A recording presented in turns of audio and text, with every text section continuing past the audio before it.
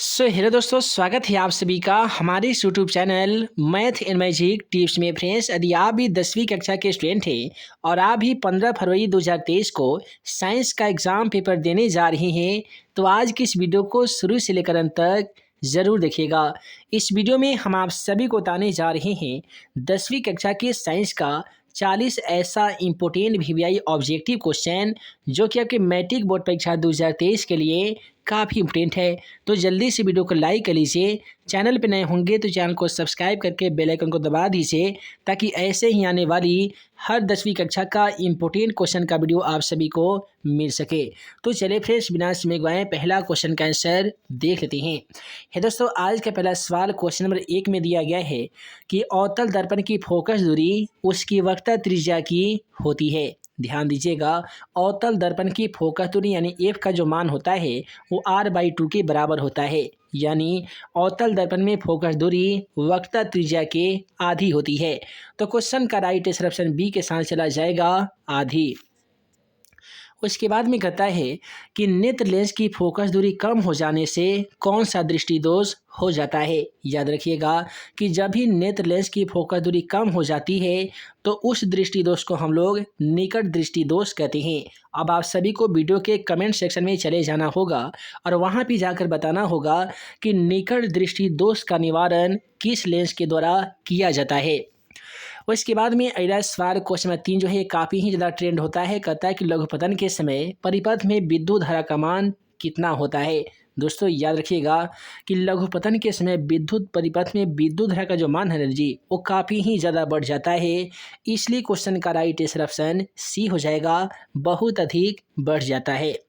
उसके बाद में कहता है कि निम्नलिखित में से कौन सा पद विद्युत परिपथ में विद्युत शक्ति को निरूपित नहीं होता है। क्वेश्चन का राइट आंसर IR² हो जाएगा। उसके बाद में अगला सवाल क्वेश्चन नंबर 5 को देखिए, कहता है अभिनेत्र लेंस फोकस दूरी में परिवर्तन किया जाता है। देखिए, अभिनेत्र लेंस फोकस दूरी में जो परिवर्तन किया जाता है वो पक्षमापी मांसपेशियों के द्वारा परिवर्तन किया जाता है। तो क्वेश्चन का राइट आंसर ऑप्शन सी हो जाएगा, पक्षमापी मांसपेशियों के द्वारा। उसके बाद में अगला सवाल काफ़ी ही ज़्यादा इंपॉर्टेंट है। ये क्वेश्चन एग्जाम में काफ़ी ही ज़्यादा ट्रेंड करता है। याद रखिएगा, कहता है कि विद्युत मोटर परिवर्तित करता है। दोस्तों, विद्युत मोटर का काम ही होता है विद्युत ऊर्जा को यांत्रिक ऊर्जा में परिवर्तित करना। तो याद रखिएगा, विद्युत मोटर परिवर्तित करता है विद्युत ऊर्जा को यांत्रिक ऊर्जा में। उसके बाद में कहता है कि विद्युत बल्ब के फिलामेंट में किस तत्व का प्रयोग किया जाता है। याद रखिएगा, 3 ऐसे तार हैं जिसके बारे में ज़्यादातर एग्जाम में क्वेश्चन ट्रेंड करता है। सबसे पहला है तांबा, उसके बाद में एक होता है नाइक्रोम। ठीक है जी, एक नाइक्रोम होता है। उसके बाद में होता है टंगस्टन। तो यहाँ पे तांबा भी है, टंगस्टन भी है, नाइक्रोम भी है। सभी के बारे में ज़रा सा बात ध्यान दीजिएगा। देखिए, विद्युत बल्ब का फिलामेंट टंगस्टन का इसलिए बना होता है क्योंकि टंगस्टन के तार में यदि हम विद्युत धारा को प्रवाहित करते हैं तो ये जलकर हमें रोशनी देता है। यही कारण है कि विद्युत के बल्ब का फिलामेंट टंगस्टन का बना होता है। नाइक्रोम भी एक प्रकार का तार होता है। जब नाइक्रोम की तार में विद्युत धारा प्रवाहित की जाती है तो ये गर्म होकर हमें बहुत ही ज़्यादा गर्मी देता है और ये आग के जैसा गर्म हो जाता है। यही कारण है कि विद्युत हीटर में नाइक्रोम की कुंडली बनी होती है। उसके बाद में होता है कॉपर यानी तांबा। देखिए, तांबा की एक विशेषता है कि जब तांबे के तार में विद्युत धारा को प्रवाहित की जाती है तो ये घूर्णन इस प्रकार से करने लगती है। यही कारण है कि विद्युत मोटर में तांबे के तार की बनी एक परिनालिका होती है। यहाँ से सवाल ऐसे पूछे जा सकते हैं कि विद्युत हीटर किस तार की बनी होती है, तो नाइक्रोम की बनी होती है। विद्युत बल्ब का फिलामेंट किस तत्व का बना होता है, टंगस्टन का बना होता है। उसके बाद में यदि पूछ लिया जाता कि विद्युत मोटर में किस तार का प्रयोग किया जाता है, तो तांबे का तार हो जाएगा। उसके बाद में कहता है कि एक साधारण प्रिज्म कितने सतहों से घिरा रहता है। याद रखिएगा, त्रिभुज के आकार का इस प्रकार से प्रिज्म होता है जिसमें 3 सतह आपको दिखाई दे रही हैं, एक ऊपर और एक होते हैं नीचे। तो 3 और 2 होती हैं 5। एक साधारण प्रिज्म में 5 सतह दिखाई देते हैं, यानी कितने सतहों से घिरा रहता है तो 5 हो जाएगा। उसके बाद में अगला सवाल कहता है कि प्रतिबिंब का आकार हमेशा वस्तु के बराबर है तो दर्पण कौन सा होगा। देखिए दर्पण तो 3 ही प्रकार के होते हैं, मुख्य रूप से तो 2 प्रकार के होते हैं। एक होते हैं उत्तल दर्पण तो दूसरा होते हैं अवतल दर्पण। याद रखिएगा, उत्तल दर्पण में क्या होता है कि किसी वस्तु का जो प्रतिबिंब है वो वस्तु से छोटा बनता है। अवतल दर्पण में क्या होता है कि किसी वस्तु का प्रतिबिंब वस्तु से बड़ा बनता है। और एक होता है दोस्तों समतल दर्पण, इसमें किसी वस्तु का प्रतिबिंब वस्तु के समान आकार का बनता है। तो हमसे क्वेश्चन में पूछा गया है कि प्रतिबिंब का आकार हमेशा वस्तु के बराबर है, तो जाहिर सी बात है वो दर्पण समतल दर्पण होगा, यानी क्वेश्चन का राइट आंसर ऑप्शन सी हो जाएगा। उसके बाद में कहता है कि विद्युत चुंबकीय प्रेरण की खोज किसने किया था। याद रखिएगा, विद्युत चुंबकीय प्रेरण का खोज माइकल फैराडे के द्वारा किया गया था। इन्हीं के द्वारा बिजली का आविष्कार भी किया गया था। तो क्वेश्चन का राइट आंसर ऑप्शन बी के साथ चला जाएगा, फैराडे। उसके बाद में कहता है कि आकाश का रंग नीला क्यों प्रतीत होता है। आप सभी को मालूम होगा कि आकाश का जो रंग है वो हमें नीला ही दिखाई देता है, लेकिन क्यों दिखाई देता है। देखिए प्रकाश के प्रकीर्णन के कारण ही आकाश का जो रंग है हमें नीला दिखाई देता है। तो क्वेश्चन नंबर 11 का राइट ऑप्शन बी के साथ चला जाएगा, प्रकाश के प्रकीर्णन के कारण। उसके बाद में कहता है कि सामान्य नेत्र अधिकतम कितनी दूरी तक वस्तुओं को साफ साफ देख सकता है। तो ध्यानपूर्वक इस क्वेश्चन को पढ़ेंगे तो आप पाएंगे कि यहाँ पे कहता है कि अधिकतम कितनी दूरी तक, अधिकतम यानी अधिक से अधिक कितना ऐसा दूरी है जहाँ पे मनुष्य का आँख साफ साफ बिंदुओं को देख सकता है। तो इसका कोई भी लिमिट, कोई भी आज तक दूरी कन्फर्म ना हो चुका है, इसलिए इसका क्वेश्चन का राइट आंसर जाता है ऑप्शन डी के साथ, अनंत। यदि न्यूनतम दूरी पूछा जाएगा तो 25 सेंटीमीटर हो जाएगा। उसके बाद में कहता है कि लेंस की क्षमता का सही मात्रक क्या होता है। याद रखिएगा कि लेंस की क्षमता का सही मात्रक डायोप्टर होता है, जिसे डी द्वारा सूचित किया जाता है या एम पर पावर -1 भी लिखा जाता है। तो एम पर पावर -1 ऑप्शन सी में है, अतः क्वेश्चन का राइट आंसर ऑप्शन सी हो जाएगा। उसके बाद में कहता है कि अभिक्रिया CuO यानी कॉपर ऑक्साइड को हाइड्रोजन गैस के साथ अभिक्रिया कराते हैं, तो ये बनता है Cu यानी कॉपर, उसके बाद में H2 यानी जल होता है। इसमें किसका उपचयन हो रहा है, तो ध्यानपूर्वक देखेंगे तो आप यहाँ पे पाएंगे कि इसमें हाइड्रोजन गैस का उपचयन हो रहा है, इसलिए क्वेश्चन का राइट आंसर ऑप्शन बी हो जाएगा, H2 यानी हाइड्रोजन गैस। और इसके बाद में कहता है कि सोडियम की संयोजकता कितनी है। दोस्तों सोडियम एक ऐसा शब्द है, इससे मैट्रिक के एग्जाम पेपर में सवाल नहीं आए ये हो ही नहीं सकता है, क्योंकि सोडियम से बहुत सारे सवाल बनते हैं। ऐसे सवाल पूछे जाते हैं कि वो कौन ऐसा धातु है या कौन ऐसा धातु या कौन ऐसा पदार्थ है जो पानी में पड़ते ही जलने लगता है, तो सोडियम होता है। वह कौन ऐसा धातु है जो सोडियम जो जिसको केरोसिन तेल में डाल कर रखते हैं, तो सोडियम होता है। वह कौन सा धातु है जिसे हम चाकू से काट सकते हैं, तो उस धातु का नाम है सोडियम। और सोडियम की संयोजकता जो होती है दोस्तों वो 1 होती है। इसकी परमाणु संख्या 11 होती है। उसकी परमाणु द्रव्यमान जो होता है ये 23 होता है, ये भी याद रखिएगा। उसके बाद में कहता है कि एल्केन का समान सूत्र क्या होता है। देखिए यहाँ से एक सवाल 100% पूछे जा सकते हैं। कहता है कि एल्केन का समान सूत्र क्या होता है। देखिए दोस्तों एल्केन का समान सूत्र CnH2n+2 होता है। एल्कीन का क्या होता है, तो CnH2n-2 होता है। CnH2n ये होता है एल्कीन का, एल्काइन का और एल्केन का। ये 3 सूत्र जरूर याद कर लीजिएगा, इसी से आपको मैट्रिक के एग्जाम पेपर में 1 नंबर के सवाल यहाँ से पूछे जाएंगे। अब अगला सवाल कहता है कि उदासीन विलयन का pH मान क्या होता है जी। देखिए उदासीन विलयन का pH मान 7 के बराबर होता है। अम्लीय विलयन का pH मान 7 से कम होता है, तो वहीं पे क्षारीय विलयन का pH मान 7 से अधिक होता है। तो यहाँ पे क्वेश्चन का राइट आंसर ऑप्शन सी के साथ चला जाएगा, 7 के बराबर। और इसके बाद में अगला सवाल काफ़ी ही ज़्यादा एग्जाम में ट्रेंड करता है। कहता है कि आवर्त सारणी में कितने वर्ग होते हैं। देखिए आवर्त सारणी के प्रतिपादक कौन है, यानी आवर्त सारणी के जन्मदाता कौन है, तो मेंडलीव है। और आवर्त सारणी में पूरे 7 आवर्त हैं, तो वहीं पे वर्गों की संख्या 18 बताई गई है। तो यहाँ पे पूछा गया कि आधुनिक आवर्त सारणी में कितने वर्ग हैं, तो 18 हो जाएगा। यदि आवर्त पूछे जाते तो 7 हो जाता। और इसके बाद में कहता है कि कौन सा धातु विद्युत का सुचालक होता है। आप सभी को बताया जाता है कि जितने भी अधातु होते हैं वो विद्युत के कुचालक होते हैं, लेकिन अपवाद में ग्रेफाइट एक ऐसा अधातु है जो विद्युत का सुचालक होता है।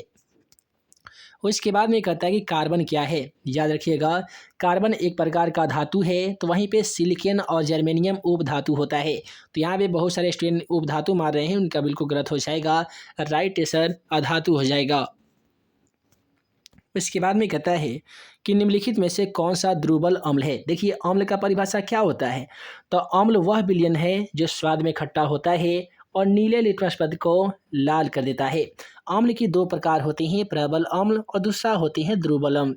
देखिए द्रुबल अम्ल पहचानने का आसान तरीका क्या होता है कि ये बहुत बड़ा होता है, जैसे कि दिया गया CH3COOH, जिसे हम लोग मेथनोइक अम्ल या फॉर्मिक अम्ल कहते हैं, और ये एक प्रकार का द्रुबल अम्ल है। बाकी के HCl यानी हाइड्रोक्लोरिक अम्ल, HNO3 मेथनोइक अम्ल और H2SO4 सल्फ्यूरिक अम्ल, ये सभी के सभी प्रबल अम्ल है। और ऑप्शन डी में दिया गया ऑप्शन ये आपका द्रुबल अम्ल है। और इसके बाद में कहता है कि पोटेशियम यानी के की परमाणु संख्या कितनी होती है। ध्यान दीजिएगा, पोटेशियम का सांकेतिक चिन्ह के होता है, इसका लैटिन नेम कैलियम होता है। इसकी परमाणु संख्या की बात करेंगे तो 19 हो जाता है, और वहीं पे परमाणु द्रव्यमान की बात करेंगे तो इसका 39 हो जाता है। ध्यान दीजिएगा, मैट्रिक एग्जाम पेपर में सवाल ऐसे भी पूछे जा सकते हैं कि पोटेशियम की परमाणु संख्या कितनी होती है, तो 19 होती है। परमाणु द्रव्यमान कितनी होती है, तो 39 होती है। अगला सवाल कहता है कि निम्नलिखित में से कौन सा मुख्यतः वायु गैस है। देखिए CH4 जो गैस होता है, CH4, इसे हम लोग मीथेन गैस कहते हैं। क्या कहते हैं जी, मीथेन कहते हैं। तो मैट्रिक एग्जाम पेपर में कई बार यहाँ पे CH4 दिया जाता है, कई बार मीथेन दिया जाता है, तो दोनों को ही याद रखिएगा कि CH4 को ही मीथेन कहते हैं, और यह एक बायोमास या बायोगैस का उदाहरण है। उसके बाद में कहता है कि साधारण नमक का रासायनिक सूत्र क्या होता है। तो देखिए साधारण नमक का रासायनिक सूत्र NaCl होता है, इसे हम लोग रासायनिक नाम में सोडियम क्लोराइड कहते हैं। तो क्वेश्चन का राइट आंसर ऑप्शन बी हो जाएगा, सोडियम क्लोराइड।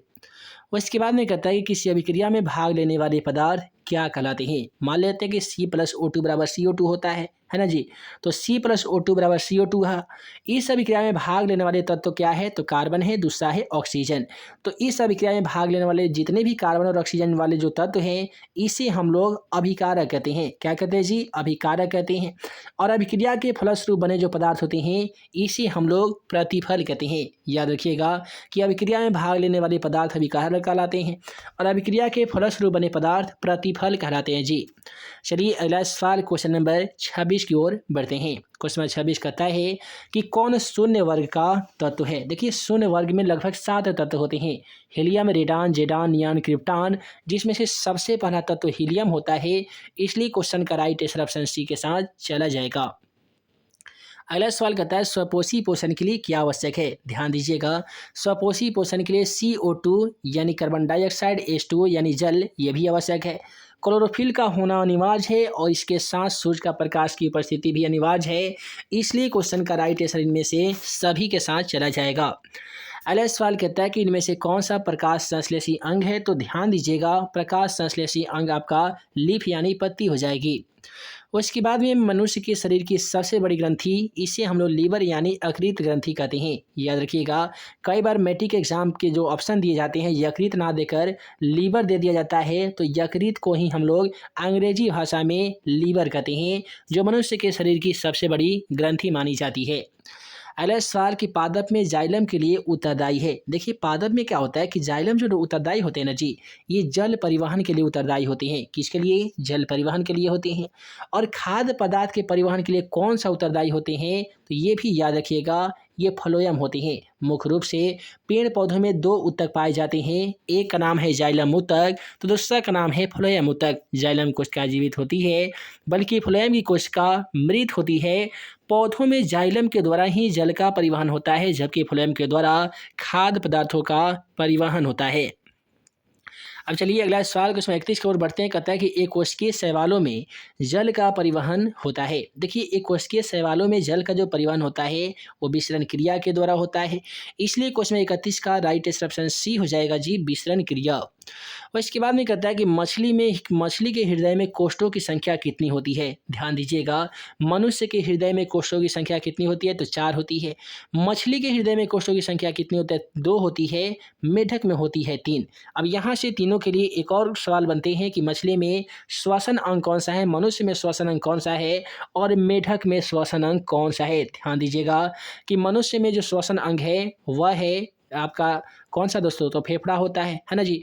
और इसमें 4 आपका कोष्ठ पाए जाते हैं मनुष्य में, दायाँ अलिंद, दायाँ निलय, बायाँ अलिंद और बायाँ निलय। और मछली के हृदय में गिल्स नामक एक श्वसन अंग होता है जिसमें 2 कोष्ठ होते हैं, ठीक है जी।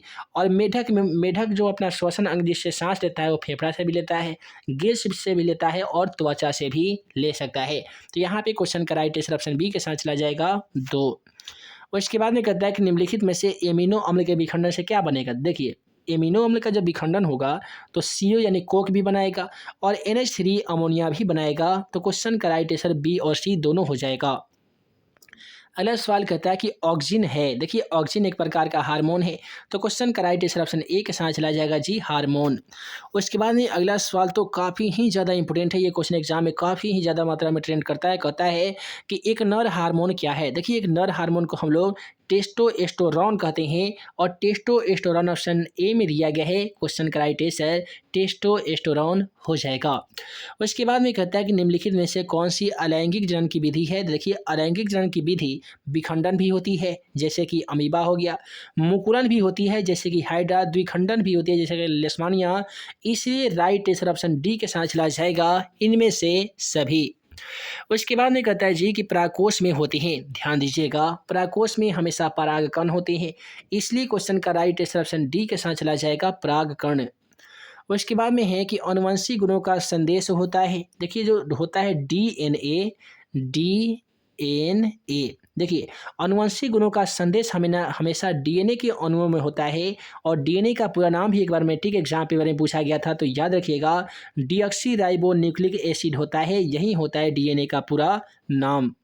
और इसके बाद में कहता है कि किस वैज्ञानिक को आनुवंशिकी का पिता कहा जाता है? तो याद रखिएगा, आनुवंशिकी का पिता या आनुवंशिकता का जनक ग्रेगर जॉन मेंडल जी को कहा जाता है। इन्हीं के द्वारा सबसे पहले मटर नामक पौधे से ये आनुवंशिकी लक्षण का इन्होंने खोज किया था। उसके बाद में कहता है कि हाइड्रिला पौधों में रंध्र कहाँ पाए जाते हैं? तो याद रखिएगा, क्वेश्चन का राइट आंसर इनमें से कोई नहीं हो जाएगा।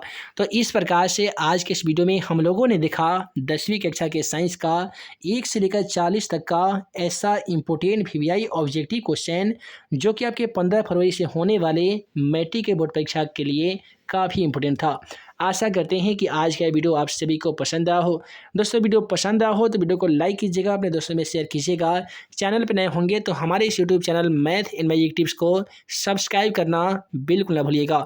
मिलते हैं एक नए वीडियो में नए VVI क्वेश्चन के साथ। तब तक के लिए आप सभी को वीडियो देखने के लिए बहुत बहुत धन्यवाद।